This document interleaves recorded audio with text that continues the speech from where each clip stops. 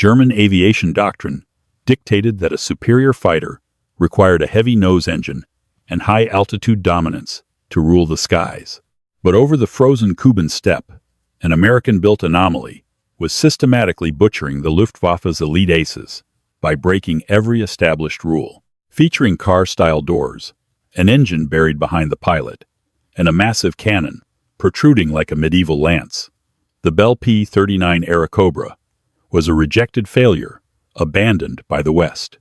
Yet, when German forces finally dragged an intact wreck from a snowbank, the engineers at Rechlin unspooled a terrifying mechanical secret that turned their entire understanding of aerial warfare violently upside down. Frost clung to the fragmented canopy glass of the downed fighter, its olive-drab fuselage, a stark, bruised blemish against the pristine white landscape of the Eastern Front. Hauptmann Karl Radek stood shivering in his heavy leather flight jacket, his breath pluming in the biting winter air as he stared at the wreck. Beside him, a squad of Wehrmacht infantrymen were already working with shovels and ropes, trying to free the strange aircraft from the frozen earth.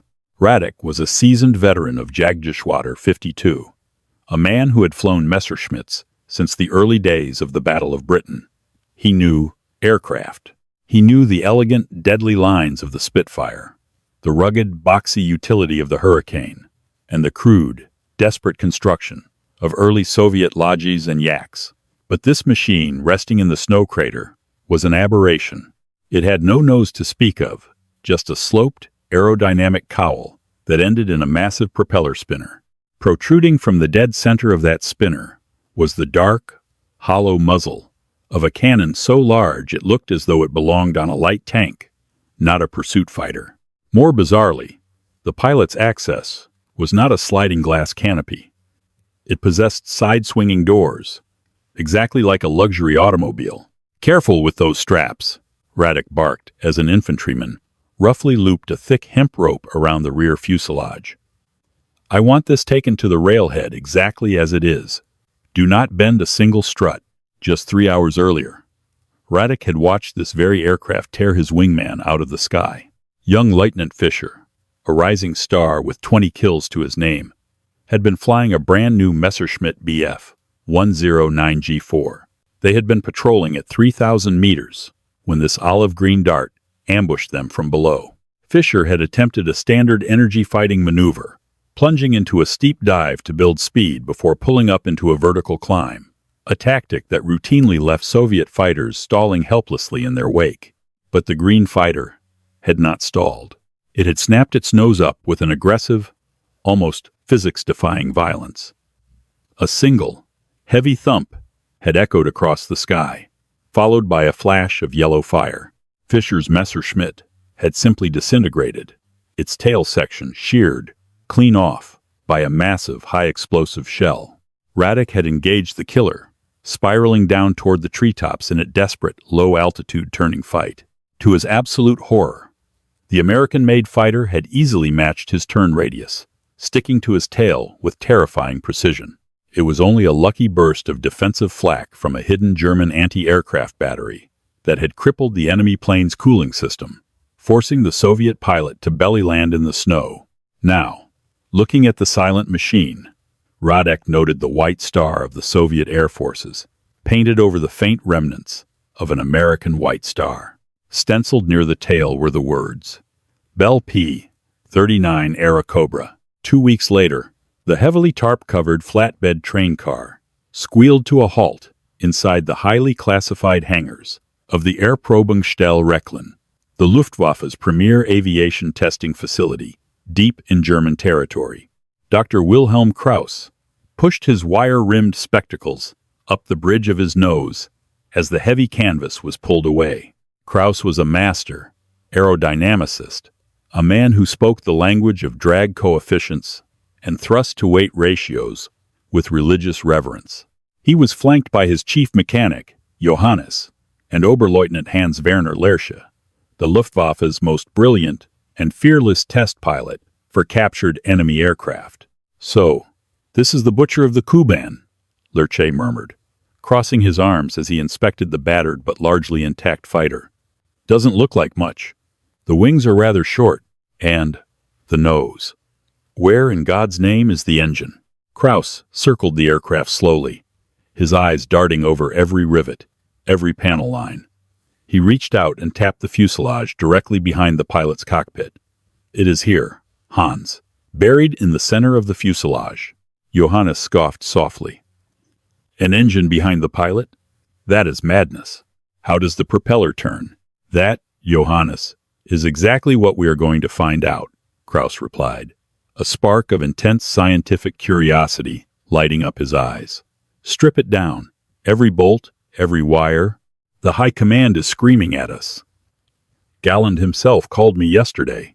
Our pilots are dying in droves, at low altitudes, on the Eastern Front, and this machine is the primary reason. The Americans gave it to the Soviets because they considered it useless. I want to know why a useless airplane is currently slaughtering the finest fighter pilots in the world. The hangar lights burned bright into the night as the engineering team swarmed the Airacobra. Pneumatic drills whined, wrenches clanked, and slowly, the skin of the beast was peeled away to reveal its mechanical skeleton. What they found inside would challenge everything the German engineering elite believed about fighter design. Sparks showered across the concrete floor as Johannes used a grinding wheel to shear off a stubbornly seized bolt on the P-39's left flank. The hangar at Rechlin smelled of old oil, high-octane aviation fuel, and the distinct, metallic tang of sheared aluminum. Dr. Krauss stood before a sprawling workbench, meticulously cataloging the parts being pulled from the American fighter. The deeper they dug into the Airacobra, the more Krauss felt a strange mixture of utter bewilderment and grudging respect for the madmen at Bell Aircraft who had designed it. "Doctor, you need to see this," Johannes called out, wiping grease from his forehead with a rag. He had removed the lower floor panels of the cockpit. Krauss walked over, accompanied by Lerche, who was nursing a cup of black coffee. Both men peered into the cramped space where the Soviet pilot's seat had been. "Look at the drive mechanism." Johannes pointed a flashlight into the dark cavity. Lerche choked on his coffee. "Is that a drive shaft?" "Exactly like a motor car," Krauss whispered, adjusting his spectacles.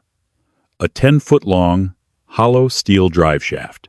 It connects the Allison V-12 engine behind the pilot to the propeller reduction gear in the nose. It runs directly beneath the cockpit floor." "It runs directly between the pilot's legs," Lerche corrected, a grimace spreading across his face. "You are telling me that when this thing is at full throttle, there is a steel tube spinning at 3,000 revolutions per minute, merely inches from the pilot's groin?" "It appears so," Krauss said mildly. "And it is heavily armored. Not just the drive shaft, but the entire front section." Krauss gestured to the nose compartment, which had been fully exposed. Unlike a Messerschmitt or a Focke-Wulf, which housed a massive engine block in the nose, the P-39's nose was essentially an empty void, repurposed into a lethal armory.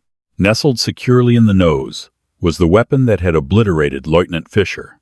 Krauss ran his gloved hand along the cold steel of the Oldsmobile T-937mm cannon. It was a monstrous piece of artillery for a single-engine fighter. Surrounding it were two 50-caliber Browning machine guns. "This explains the single-shot kills," Krauss muttered, tapping his clipboard. "Our Bf-109s carry 20mm cannons.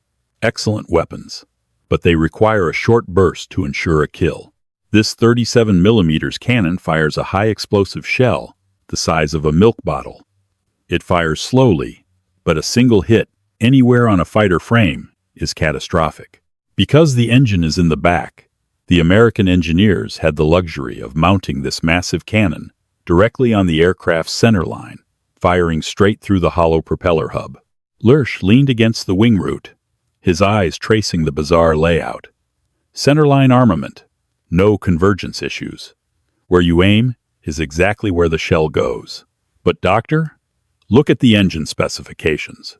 Lerche handed Krauss a translated data plate pulled from the liquid-cooled Allison V-1710 engine. Krauss scanned it, his brow furrowing deeply.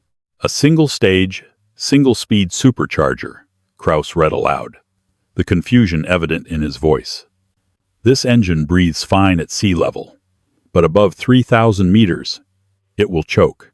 It will lose power drastically. At high altitudes, our Messerschmitts and Focke-Wulfs should run circles around this thing. It is, aerodynamically speaking, a crippled duck in the stratosphere, which is exactly why the British Royal Air Force rejected it, Lersch noted. The air war over the English Channel and Germany is fought at 6, 7, 8,000 meters. The bombers fly high, so the fighters must fly high. The British tested this P-39, found it severely lacking at altitude, and gave it back. Then why did the Americans send thousands of them to the Soviets? Johannes asked. And why are they so deadly against us? Krauss turned his back to the workbench, looking at the skeletal remains of the Airacobra. He began to pace, his mind connecting the mechanical data to the combat reports he had spent the last week studying. Because, gentlemen, the Eastern Front is not the English Channel, Krauss said slowly, the realization dawning on him. How high do our Stuka dive bombers operate when supporting the infantry? How high do the Soviet Il-2 Sturmoviks fly when they are attacking our panzers? On the deck, Lersch answered immediately. 50 meters, maybe 1,000 meters at most. The tactical air war in Russia is a mud wrestling match. It's close air support. Nobody flies at 8,000 meters, because there is nothing to bomb up there. Krauss nodded vigorously. Precisely. The Soviets don't care that the Airacobra cannot breathe in the stratosphere. Down in the weeds, below 3,000 meters, this Allison engine produces maximum power. Down there, it is not a crippled duck. It is an apex predator. But power alone doesn't explain the maneuverability, Lersch countered, his pilot's instinct kicking in. Radek's report said, this thing outturned a Bf-109G, 4 inches, a low-altitude dogfight. That shouldn't be possible. The wings loading is relatively high, and the airframe is heavy. Krauss looked at the dismantled fighter. The engine in the middle, the cannon in the front, the radio equipment and pilot sandwiched in between. A strange, radical thought began to form in the aerodynamicist's brilliant mind. Johannes, Krauss barked, his voice suddenly sharp with urgency. I want this aircraft reassembled. Repair the cooling lines, patch the bullet holes, and secure the engine. Do whatever you must, but make it airworthy. Lersch raised an eyebrow. You want me to fly it? I want you to push it to its absolute limits, Hans, Krauss said, walking over to the P-39 and placing a hand on the car-style door. The Americans inadvertently built something highly unusual. Look at the weight distribution. Standard fighters have the engine weight in the front and the tail surfaces in the back, like a barbell. It makes them stable, but it takes aerodynamic effort to make them turn. Krauss pointed to the P-39 center. This machine, the engine, the pilot, the ammunition, the fuel, almost all the mass is concentrated directly over the center of gravity. It is not a barbell. It is a spinning top, Lersch whispered, suddenly understanding the terrifying physics of what Krauss was suggesting. Exactly, Krauss said grimly. And a spinning top can change direction instantly, but if you push it too far, it loses its balance completely. I need to know exactly where that edge is, Hans, because right now, the Soviet pilots are dancing on it, and our boys are dying. The morning air over the Rechlin testing grounds was crisp and perfectly still. The repaired P-39 Airacobra sat on the tarmac, its olive drab paint touched up, its massive 37mm cannon unloaded, but fully functional. Oberleutnant Hans-Werner Lerche stood by the left wing, buckling his parachute harness. He had flown dozens of captured Allied aircraft, Spitfires, Thunderbolts, even a heavy B-17 Flying Fortress. But approaching the Airacobra filled him with a unique sense of unease. The aircraft rested on tricycle landing gear, a nose wheel, instead of a tail wheel. It sat level with the ground, nose pointing straight ahead, like a predatory shark, rather than angling up toward the sky, like a traditional fighter. Lurch stepped up onto the wing and pulled the handle of the car-style door. It swung open outward. He slid into the cramped cockpit, marveling at the exceptional forward visibility. Without a massive engine cowling blocking his view, he could see the ground directly in front of the nose. He strapped himself into the seat. Directly beneath his boots, concealed by a thin aluminum floorboard, was the housing for the 10-foot drive shaft. "Clear!" Lurch shouted out the open door before pulling it shut. It latched with a solid automotive thud. He engaged the starter. Behind his head, the Allison V 1710 engine coughed, sputtered, and roared to life. The vibration was instantly different from a Messerschmitt. Instead of the shaking coming from the front, the entire airframe seemed to thrum from the center outward. Beneath his feet, he could feel the faint, terrifying whir of the drive shaft spinning up. Lurch taxied to the runway, the tricycle gear making ground steering incredibly easy compared to the blind, weaving taxi of a BF-109. He lined up on the concrete, took a deep breath, and pushed the throttle forward. The Airacobra surged forward. Because the center of gravity was so far back, the nose wheel lifted off the ground almost immediately. Lurch corrected, holding the aircraft level until it gathered enough speed, then pulled back on the stick. The fighter leaped into the sky. In the control tower, Dr. Krauss stood by the large glass windows, holding a stopwatch and a pair of Carl Zeiss binoculars.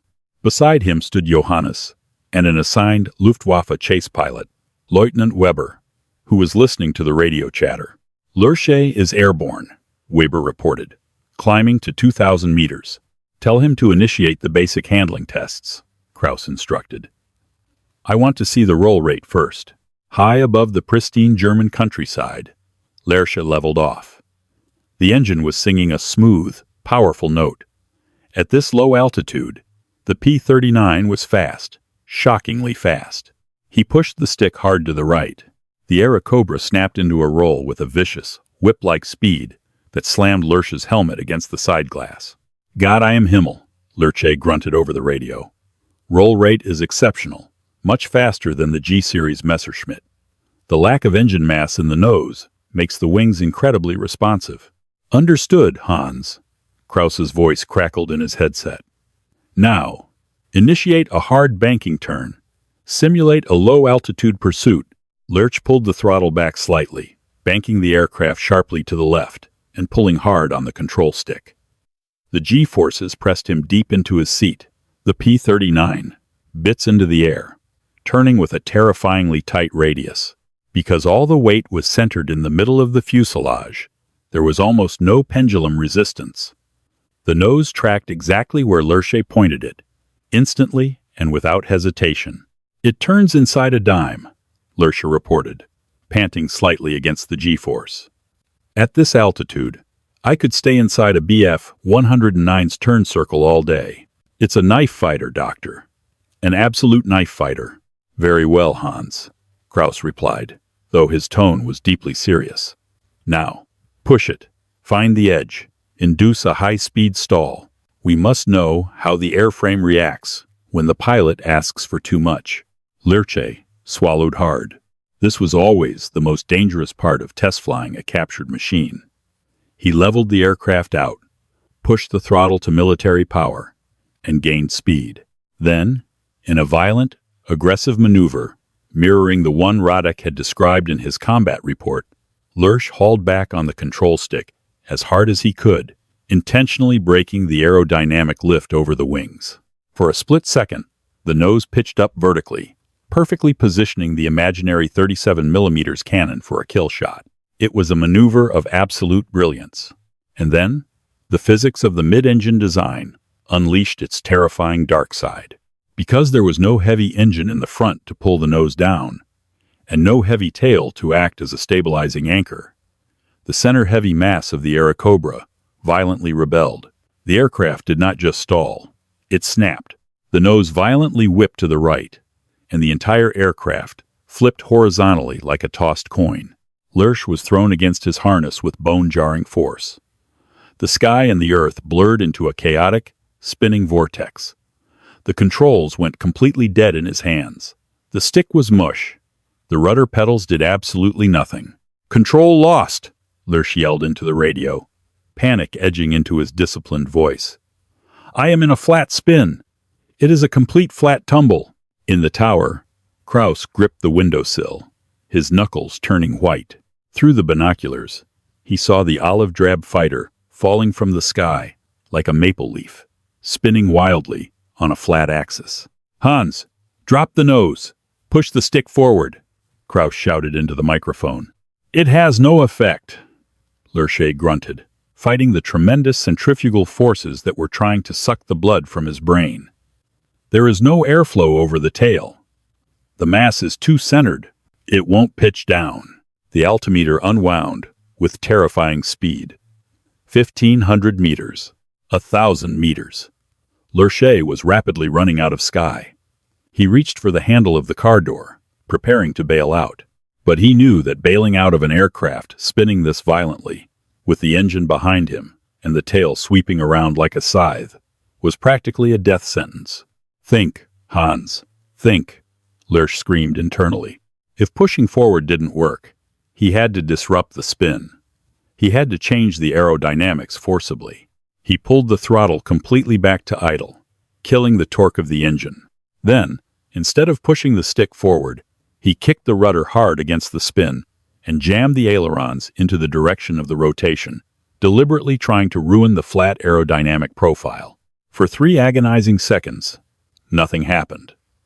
The ground rushed up, the green fields and dark forests of Mecklenburg expanding in his windshield. 800 meters.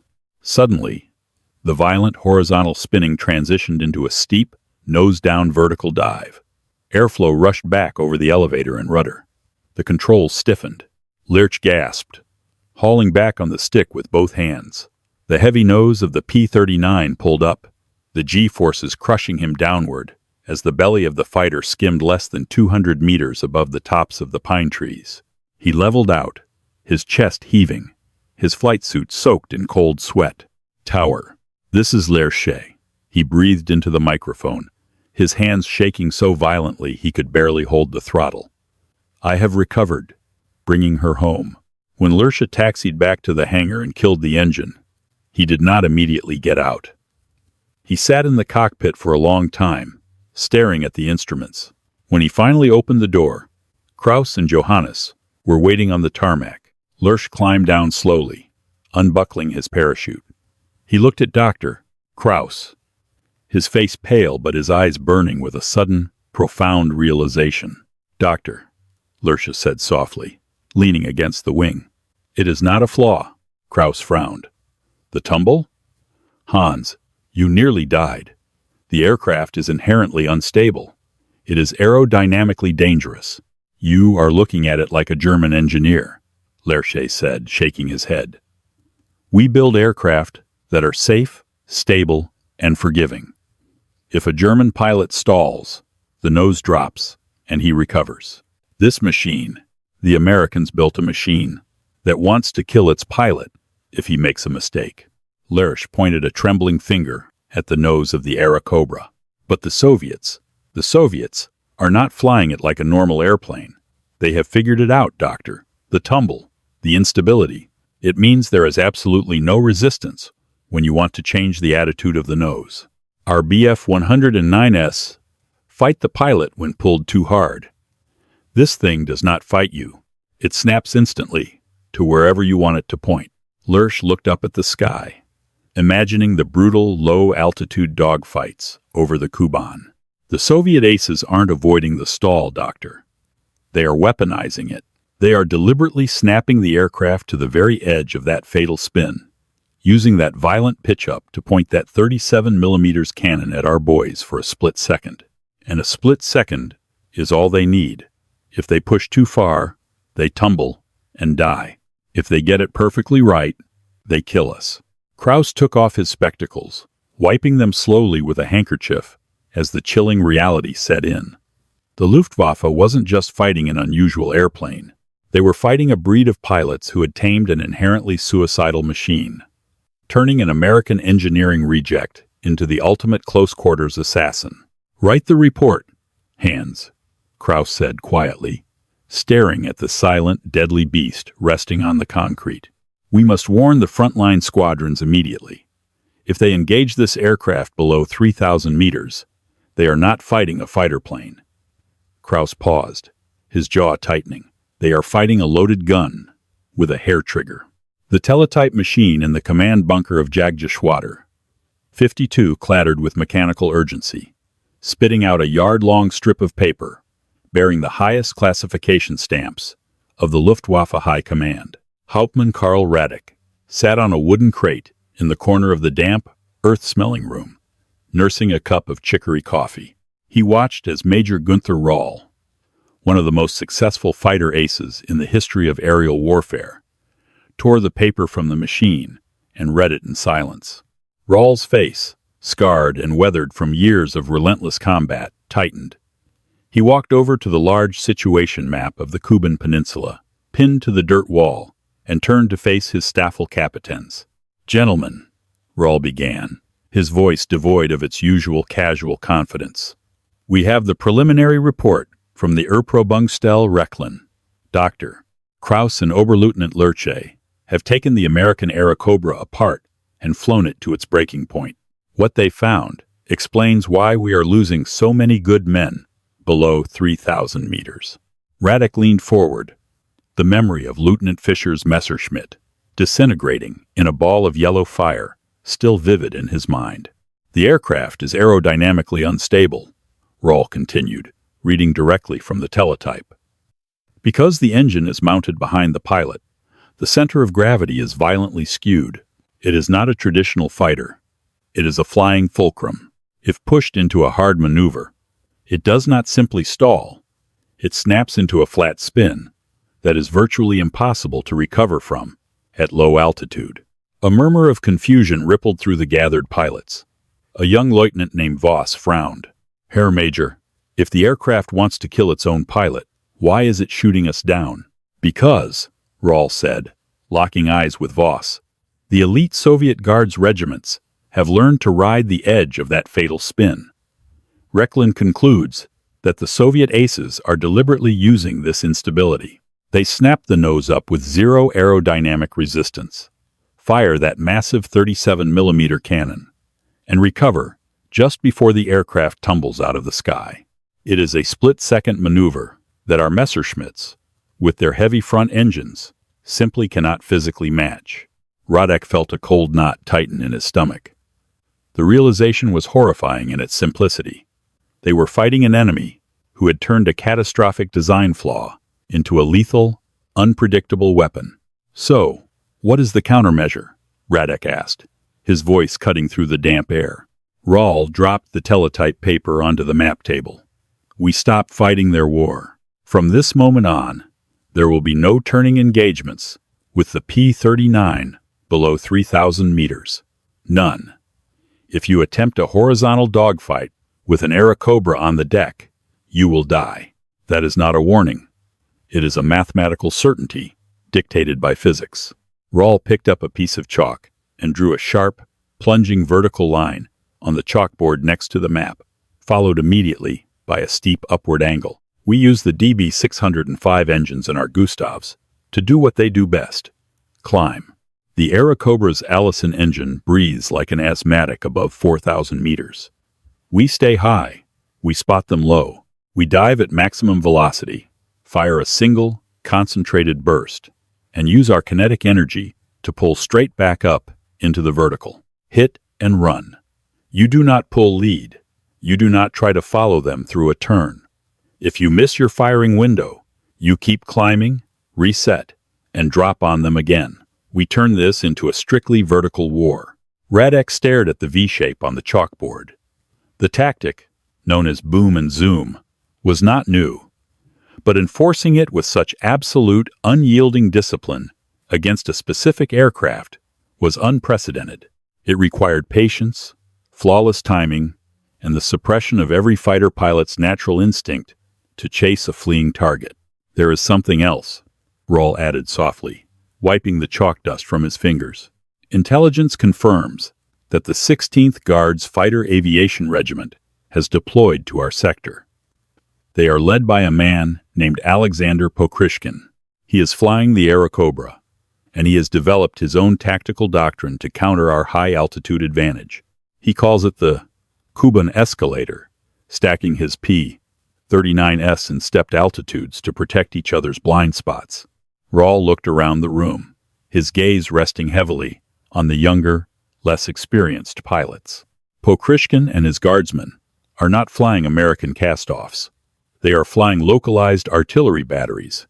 Maintain altitude, maintain discipline, dismissed. As the room emptied, Radek remained seated. He thought of the heavy steel drive shaft spinning between the Soviet pilot's legs, the monstrous cannon in the empty nose, and the suicidal snap-stall maneuver. The engineers at Rechlin had decoded the machine, but defeating the men who flew it would require a fundamental rewiring of German combat instincts. The sky over the meandering Kuban River was a brilliant, deceptive blue, dotted with scattered, fluffy cumulus clouds that offered perfect hiding spots for a hunting pack. Radek sat strapped into the cramped cockpit of his Bf-109 G4, the steady thrum of the Daimler-Benz engine vibrating through his boots. He was leading a swarm of 4 fighters, cruising at an altitude of 5,000 meters.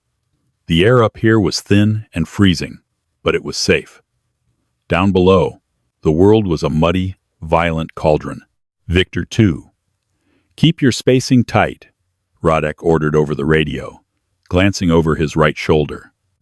Lieutenant Voss's Messerschmitt bobbed slightly in the slipstream, tucking in closer. Voss was eager, aggressive, and entirely too confident, a dangerous combination against the Guards' regiments. Understood, Victor Leader, Voss replied, his voice crackling with nervous energy. Radek swept his eyes across the vast expanse below. At 5,000 meters, they held the ultimate tactical advantage, potential energy. They could trade their altitude for blinding speed at a moment's notice. Then, he saw them. Through a break in the lower cloud layer, about 2,000 meters above the river, 4 olive-drab darts were flying in a wide, loose formation. They were escorting a lumbering flight of heavily armored Il-2 Sturmovix, headed toward the German panzer lines. Radek's pulse quickened. He recognized the sleek, noseless profiles instantly. Airacobras. And true to Raul's intelligence briefing, they were flying in a stepped formation, 2 low, 2 slightly higher, and trailing. The Kuban escalator. Victor Flight. Enemy contacts at our 10 o'clock. Low, Radek called out. His voice, a calm, professional monotone. 4P-39s.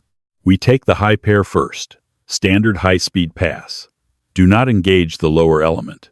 Dive, fire, and climb immediately back to 4,000. Nobody turns. Acknowledge. 3 sharp clicks of the microphone confirmed his orders. Radek rolled his Messerschmitt inverted, let the nose drop through the horizon, and pulled smoothly into a near-vertical dive. The acceleration was immediate and brutal. The altimeter spun backward wildly as the roar of the wind over the canopy intensified into a deafening shriek. He lined up his Revy gun sight on the trailing right Airacobra. The olive-green shape grew rapidly in his windshield. Radek's thumb rested lightly on the firing button on his control stick. He could see the white star bordered in red on the enemy's wing. Wait for it, he told himself, managing his extreme closure rate. Wait. At 300 meters, Radek squeezed the trigger. The Bf-109 shuddered violently as its nose-mounted 20mm cannon and twin machine guns erupted. A concentrated stream of tracer fire lashed out, ripping through the left-wing root of the Airacobra. Pieces of shattered aluminum spun wildly into the slipstream as the Soviet fighter immediately violently rolled over, trailing thick black smoke. Radek didn't wait to watch it crash. Following doctrine perfectly, he hauled back on his stick, the G-forces crushing him deep into his seat as he traded his immense kinetic energy back into altitude, shooting straight up into the safety of the sky like a rocket. Good hit, Victor Leader, Voss shouted over the radio. Radek looked down as he climbed. Voss had followed him down and was currently targeting the second high-altitude P-39. But the Soviet pilot was a veteran. He had seen his wingman get hit and instantly reacted. Instead of trying to outrun the diving Messerschmitt or initiating a standard banking turn, the Soviet pilot chopped his throttle and kicked his rudder hard. The Airacobra seemed to skid sideways in the air, violently decelerating. Voss, carrying too much speed from his dive, overshot the target entirely. His tracer fire cut harmlessly through empty air. "Missed him," Voss cursed. "Pull up, Voss. Vertical now," Radek barked, his stomach clenching. But instinct, drilled into Voss during basic training over the peaceful skies of Bavaria, took over. He saw an enemy fighter slowing down right in front of him. Instead of pulling the stick back into his stomach and climbing out of danger, Voss banked hard to the left, pulling his nose horizontally to try and get a second firing solution on the skidding Airacobra. He broke the cardinal rule. He tried to turn with the beast below 3,000 meters. The Soviet pilot didn't hesitate. Recognizing the fatal mistake, the P-39 pilot hauled back on his own control stick with violent, deliberate force. Radek watched in horrified slow motion from above. It was exactly as Lersha had described at Rechlin. The Airacobra didn't gracefully curve into a pursuit angle. Its nose simply snapped upward with a terrifying, physics-defying jolt, perfectly pivoting on its mid-engine axis. For a fraction of a second, the P-39 hung suspended in the air, teetering on the absolute edge of a fatal flat spin, its massive propeller hub pointing directly at the belly of Voss's turning Messerschmitt. A single, brilliant flash of yellow light erupted from the center of the Airacobra's spinner. There was no sustained burst of machine gun fire, no drawn-out duel. The 37mm high-explosive shell crossed the short distance instantly and struck Voss's Bf-109 directly behind the cockpit. The blast was catastrophic. The Messerschmitt was instantly cleaved in two.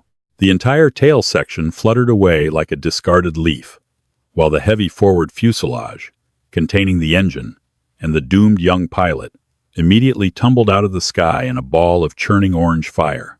The Soviet pilot, having taken his shot, instantly neutralized his controls. The Airacobra shuddered, violently arrested its incipient stall, dropped its nose, and accelerated away, diving toward the muddy deck to rejoin its remaining wingmen. "Victor flight, reform at 5,000, Radek commanded, his voice tight, his knuckles white around his flight stick. He didn't bother checking to see if Voss had bailed out. He knew what a 37mm shell did to an airframe. There was nothing left to bail out of. As Radek climbed back to the cold, thin air of the upper altitudes, a profound sense of dread settled over him. Dr. Krauss had been right. It wasn't just a machine.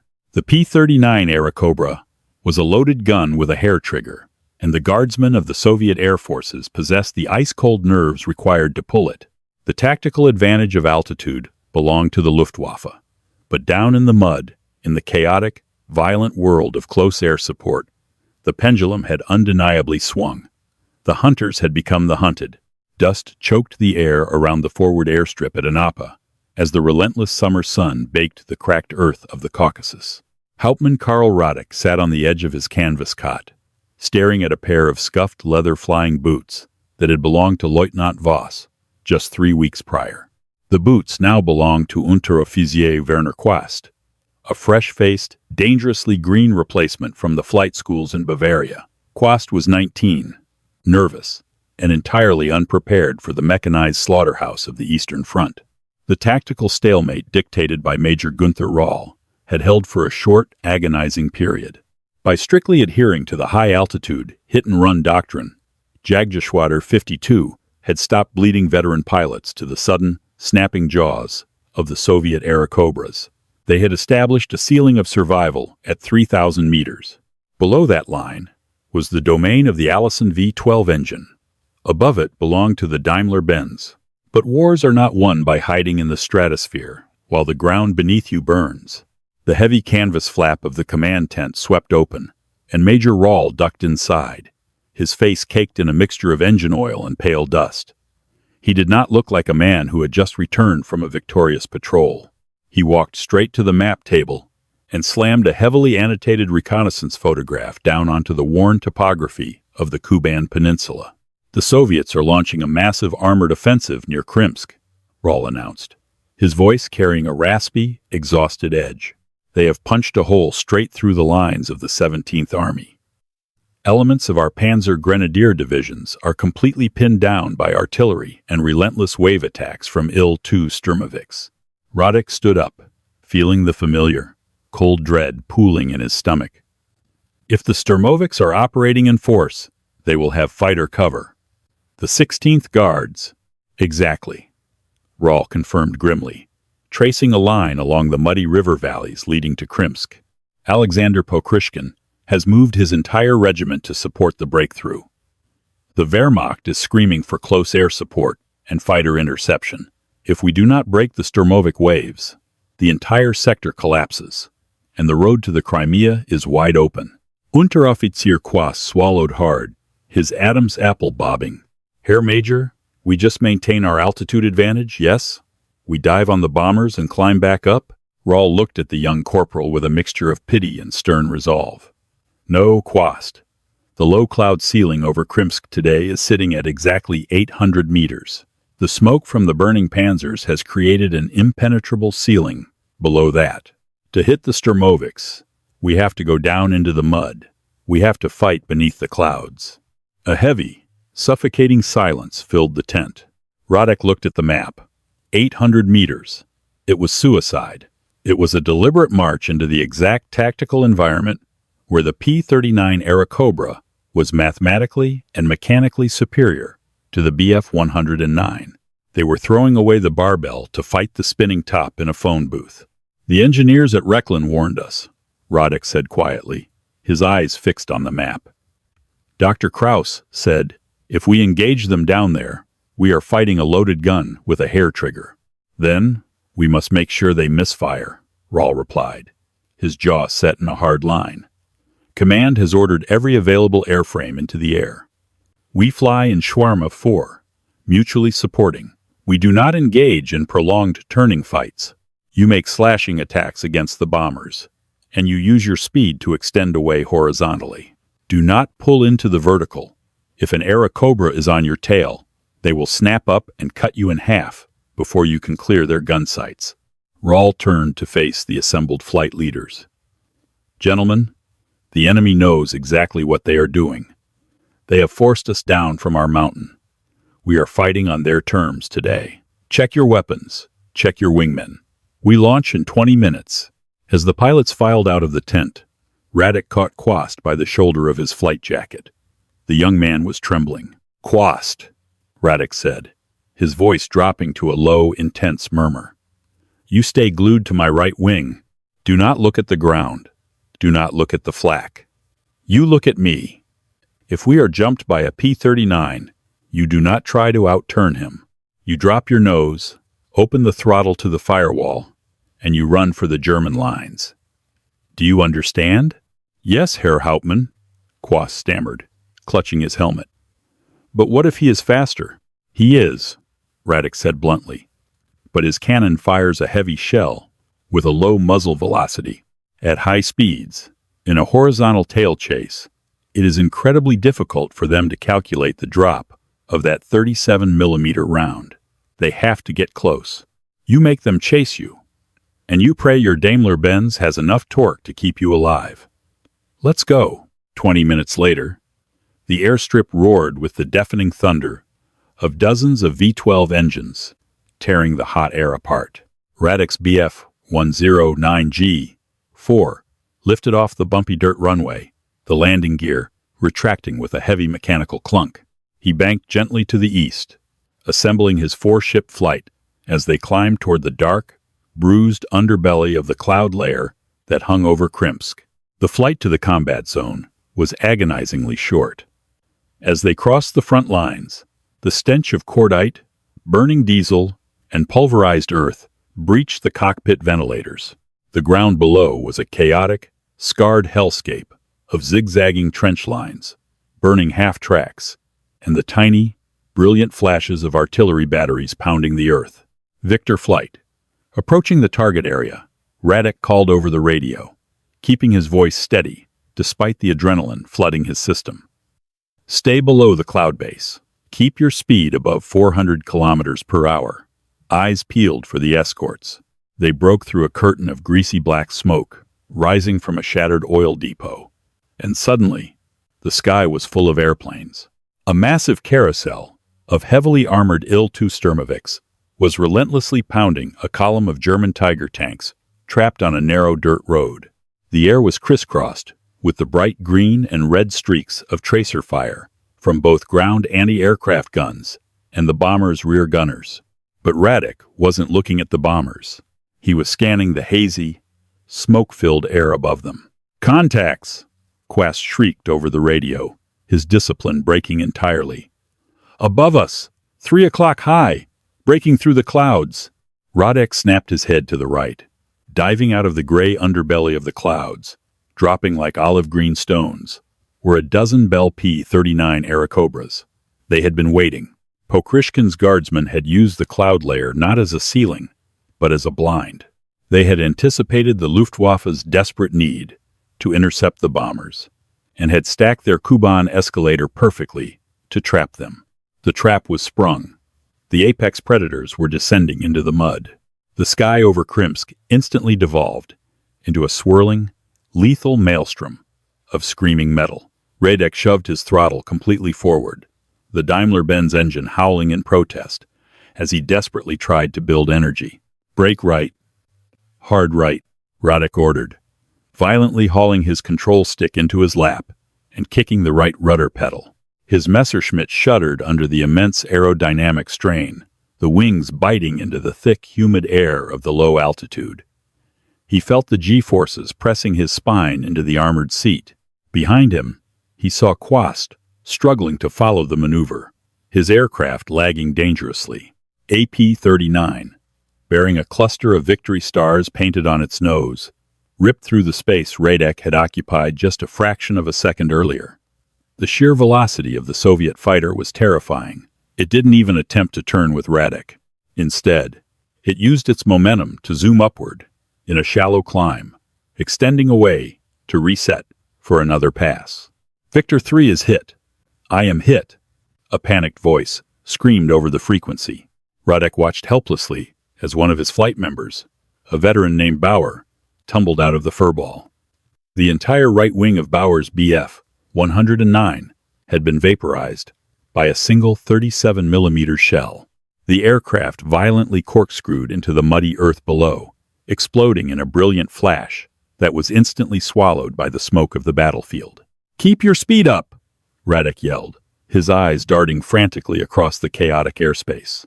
"Do not engage in horizontal turns." But the airspace was too congested. To avoid colliding with the lumbering Sturmovix and the intense ground fire, the German pilots were forced to maneuver horizontally, bleeding their precious speed. It was exactly what the guardsmen wanted. Radek spotted an Il-2, lining up on a disabled Panzer below. He rolled his aircraft, diving toward the bomber. Determined to accomplish his primary mission, he lined up the armored fuselage in his Revi sight and squeezed the trigger.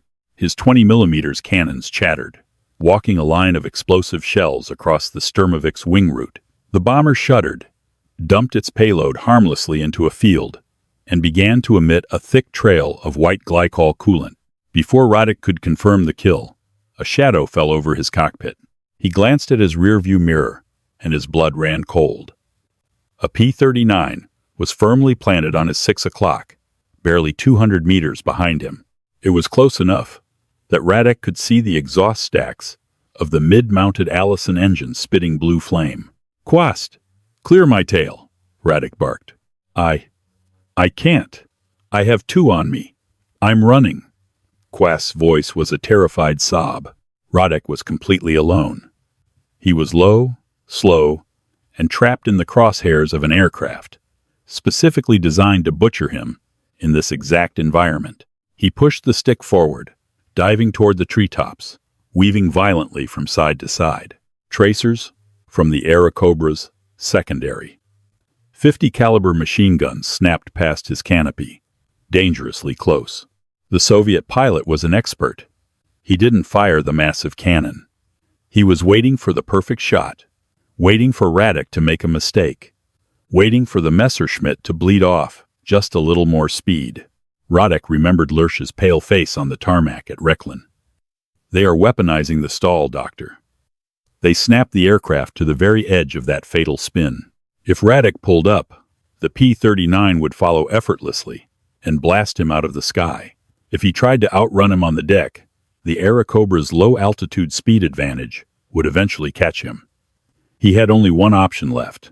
He had to use the enemy's greatest weapon against them. He had to force the spinning top to lose its balance.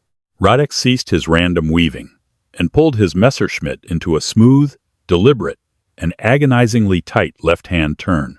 He was intentionally inviting a horizontal dogfight, the ultimate cardinal sin. The Soviet pilot immediately obliged, banking his Airacobra and easily cutting inside Radek's turn radius. The mid-engine physics allowed the olive-green fighter to track the Messerschmitt with terrifying ease. Radek pulled harder, the airframe groaning.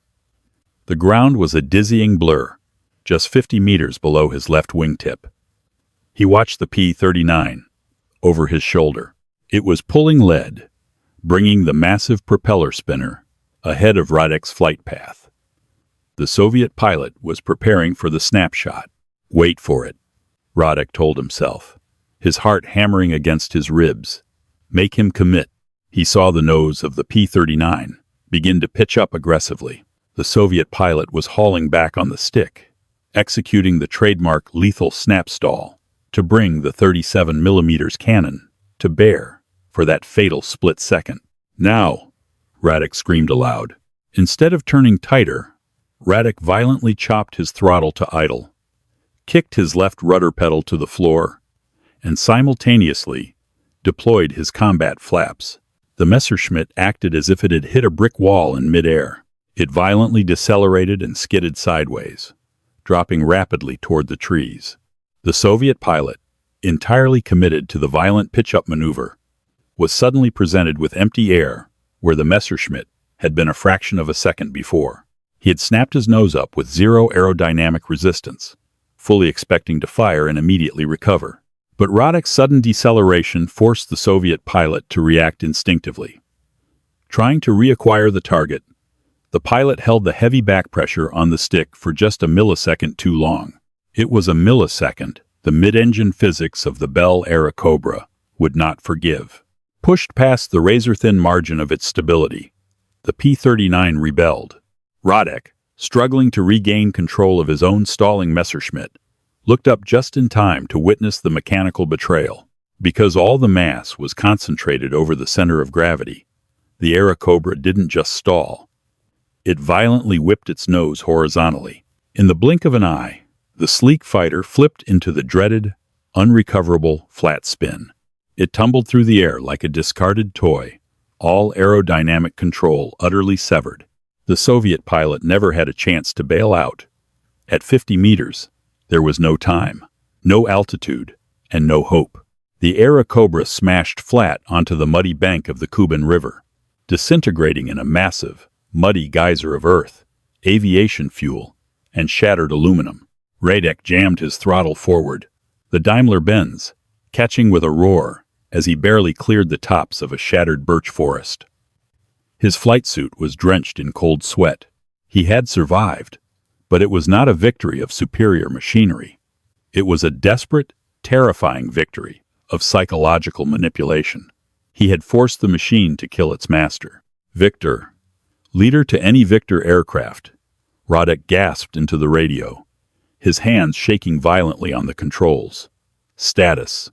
Static hissed back at him for a long, terrible moment. Finally, a faint, terrified voice crackled in his headset. Victor 4. Returning to base.